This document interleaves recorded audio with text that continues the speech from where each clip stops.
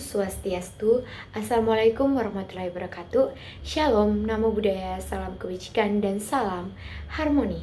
Perkenalkan, nama saya KJ Kinda Bangun dengan NIM 24110111028 absen 20. Di sini saya akan mengerjakan ujian akhir semester dari mata kuliah Statistika Inferensial yang diampu oleh Bapak Prof. Dr. Nyoman Dantes dan Bapak Wayan Eka Paramarta, SPD, MPD. Untuk video lebih lanjutnya, berikut ini. Di sini saya akan menjelaskan ujian akhir semester statistika inferensial yang saya buat.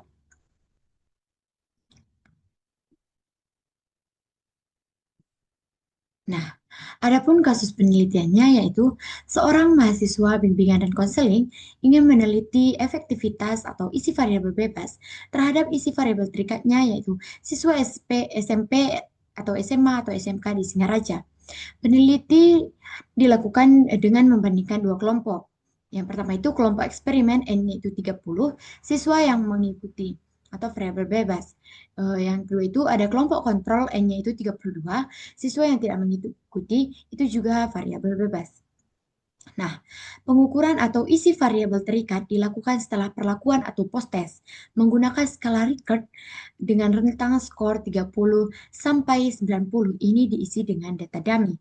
Nah, jadi yang pertama itu identifikasi variabel dan skala pengukuran.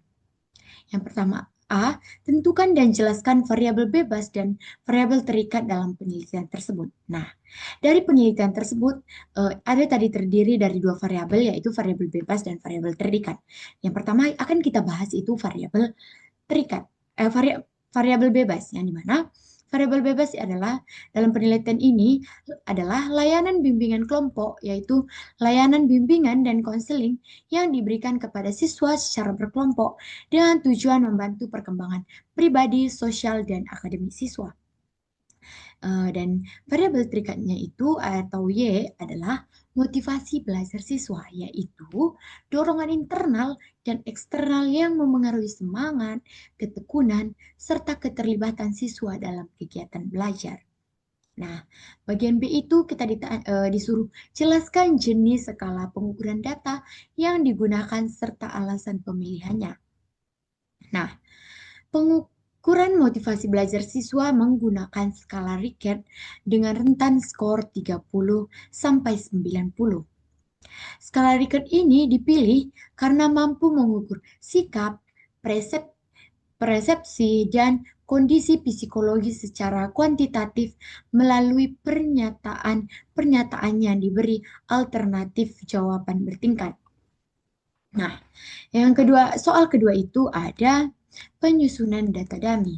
Yang A, buatlah data dummy post-test atau variabel terikat berikut. Nah, yang pertama itu ada kelompok eksperimen, yang N-nya itu 30. Nah, ini adalah angkanya. Ada 78, 80, 75, 82, 72, dan selanjutnya sampai ke 81 yang ke-30. Dan yang kedua itu ada kelompok kontrol atau N-nya itu 32.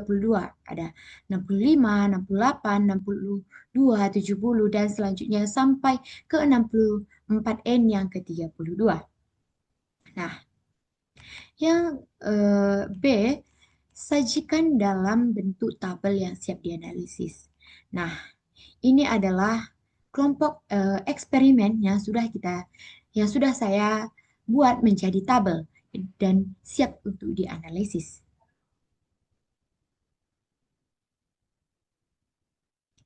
Nah, ini juga adalah kelompok kontrol yang sudah saya buat menjadi tabel dan ini juga siap kita analisis. Nah, jadi kita masuk kepada soal yang ketiga, yang dimana ada rumusan masalah, hipotesis, dan desain penelitian. Yang A, rumuskan rumusan masalah penelitian secara statistik. Nah, di sini kita mencari apa masalah penelitian ini secara statistik dalam kasus penelitian ini tadi.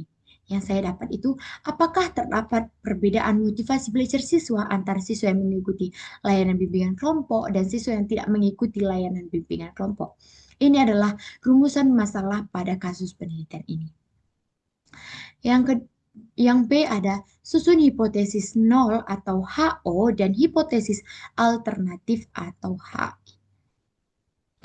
Hipotesis nolnya tidak terdapat perbedaan motivasi belajar antara siswa yang mengikuti layanan bimbingan kelompok dan siswa yang tidak mengikuti layanan bimbingan kelompok. Hipotesis alternatifnya, terdapat perbedaan motivasi belajar antara siswa yang mengikuti layanan bimbingan kelompok dan siswa yang tidak mengikuti layanan bimbingan kelompok. Soal C itu, tentukan dan jelaskan desain eksperimen.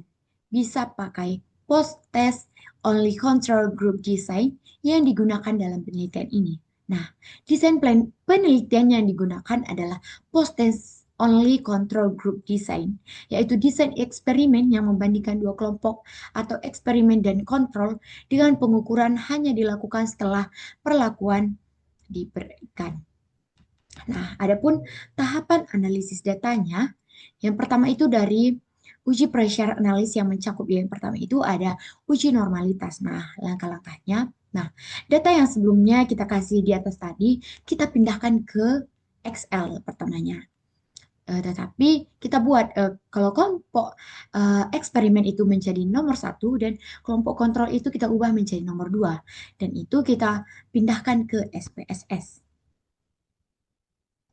Selanjutnya itu dan kita itu diletakkan di data view. Nah, setelah ke data view kita beralih ke variable view yang dimana kita ubah sesuai dengan pada gambar ini. Ada varian yang di data view kita ubah menjadi kelompok dan skor, desimalnya 0, labelnya kelompok, dan kita ubah menjadi ini nominal dan ini scale. Nah, baru selanjutnya itu kita klik menu Analyze, baru pilih Describe Statis dan pilih Explore. Nah, setelah itu akan muncul seperti ini. Nah, di sini nanti skornya ini kita masukkan ke dependent list dan kelompoknya ini kita masuk ke factor list. Nah, lalu kita klik plots baru centang normality. Nah, setelah itu kita klik OK, klik continue dan OK. Maka akan keluar interpretasi hasil uji normalitasnya. Untuk menyingkatkan waktu, ini adalah hasil uji test of normality-nya. Ini adalah normal key plot score post test, ini adalah eksperimen, ini kontrol, dan ini nilai keduanya. Yang kedua, kita masuk pada uji homogenitas varians, yang dimana kita menggunakan JEPS. Nah, datanya tadi juga kita copy dari Excel, kita copy ke JEPS. Nah, setelah itu kita klik menu Analyze dan lalu klik ANOVA dan klik ANOVA lagi, lalu pindahkan kelompok ini ke sini dan skor ke sini. Nah, lalu kita scroll ke bawah, ada nanti tulisan assumption check. Nah, lalu kita klik homogeneity test. Dan akan keluar hasilnya seperti ini. Nah, ini adalah interpretasi datanya yang kita gunakan melalui CHEPS. Nah, untuk uji independent sample test-nya, seperti tadi juga kita pindahkan datanya ke data view dari Excel, data yang sama, baru variabelnya seperti tadi. Lalu di sini kita klik menu Analyze, pilih Comprehensive Means, lalu klik Independent Sample Test. Setelah itu akan muncul seperti ini. Nah, masukkan variabel skor ke kolom test variabel dan variabel kelompok ke kolom grouping variabel. Lalu kita klik Define. Kita klik Define, baru grup 1 itu kita klik 1, grup 2 itu kita klik 2. Seperti ini. Nah, baru kita klik continue, baru kita klik OK. Maka akan keluar hasilnya seperti ini. Ada grup statistis. Nah, ini adalah interpretasinya. Ini adalah independent sample test. Ini juga adalah hasilnya. Dan ini ada interpretasinya. Nah, yang selanjutnya itu ada uji effect size atau Cohen. Nah, berdasarkan hasil uji yang telah diunggah, ditemukan bahwa nilai signifikansi adalah 0 lebih kecil dari 0,5 karena hasil tersebut signifikan, maka selanjutnya menghitung effect size. Nah, ini adalah rincian mengenai rumus interpretasinya. Karena jumlah sampel kedua kelompok hampir sama, N1 itu 30, N2 itu 32, dan varians homogennya 0,593 pada 11 tenths. Nah, kita menggunakan rumus ini.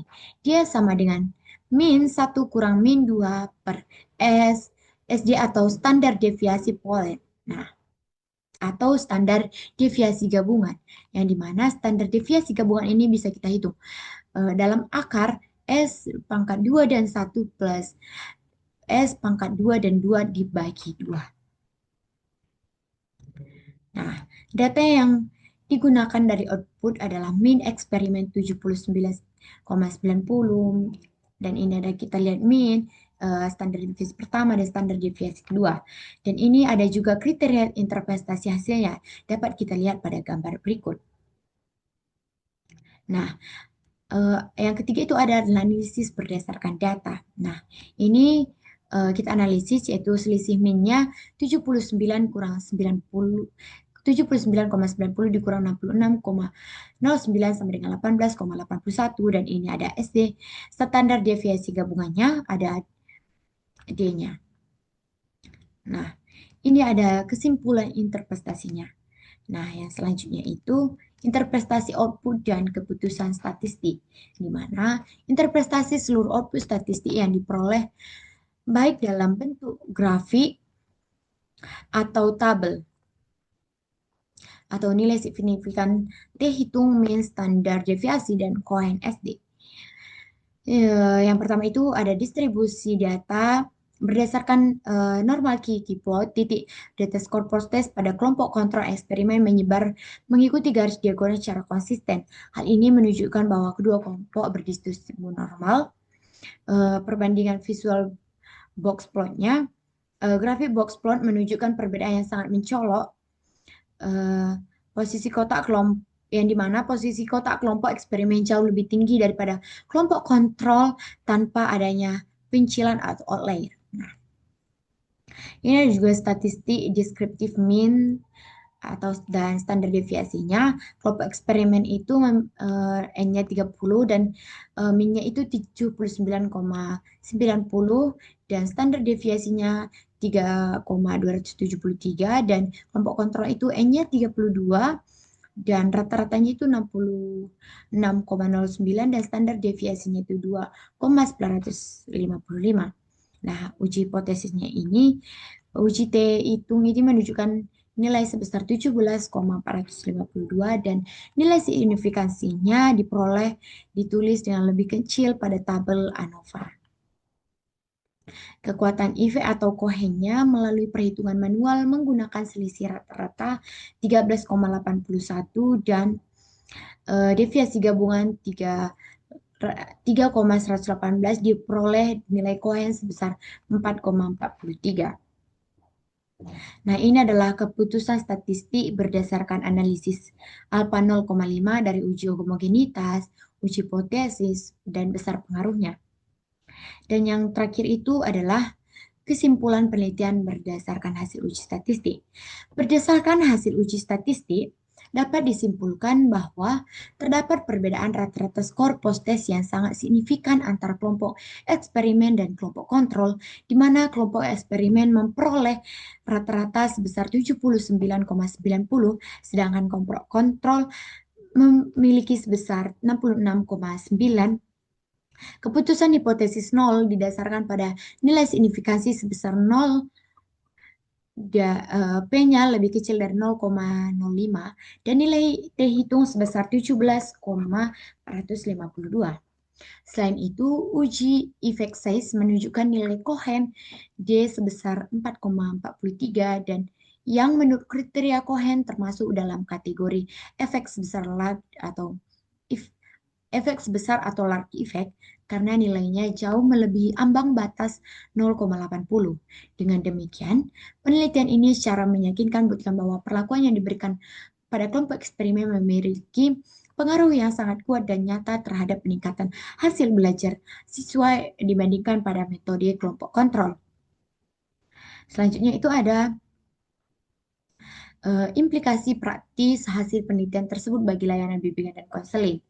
Nah, hasil penelitian ini memberikan implikasi praktis bagi layanan dan layanan bimbingan dan konseling di sekolah, terutama dalam hal penguatan akuntabilitas profesional guru BK melalui penggunaan data empiris untuk membuktikan keberhasilan program.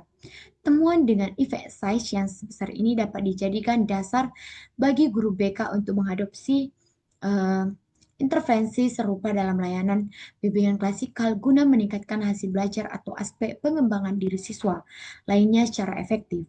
Selain itu, efektivitas yang teruji secara statistik ini memungkinkan pihak sekolah untuk merancang program bimbingan konseling yang lebih terencana dan terukur dalam memberikan bantuan preventif maupun kurang aktif bagi siswa. Secara keseluruhan, penelitian ini mendorong diterapkannya layanan bimbingan berbasis bukti guna memastikan setiap intervensi yang diberikan pada siswa benar-benar memberikan dampak positif yang signifikan bagi perkembangan mereka di sekolah. Sekian yang dapat saya sampaikan. Jika ada salah kata atau tutur kata yang saya ucapkan, saya mohon maaf. Saya tutup dengan param santi. Om Santi Santi Om. Wassalamualaikum warahmatullahi wabarakatuh. Shalom, namo buddhaya, salam kebajikan, dan salam harmoni.